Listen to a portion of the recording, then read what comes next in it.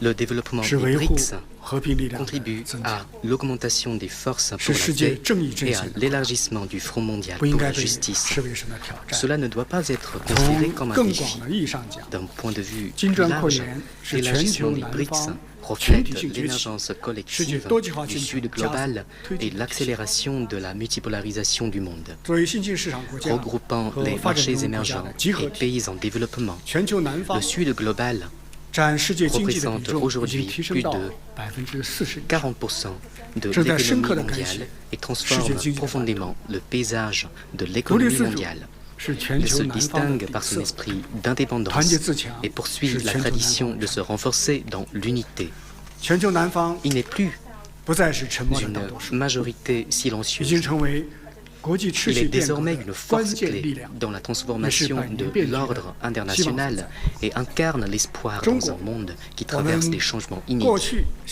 La Chine était, est et sera toujours un membre déterminé du Sud global.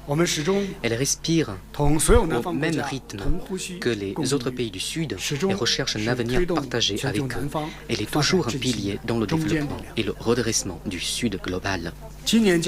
L'année 2024 sera une année de récolte pour la coopération du Sud global et marquera un nouveau départ pour la coopération entre l'Asie, l'Afrique et l'Amérique latine. Le Forum sur la coopération sino-arabe fêtera ses 20 ans. Le Forum Chine-CELAC célébrera son 10e anniversaire. Et le Forum sur la coopération sino-africaine tiendra son prochain sommet cet automne en Chine.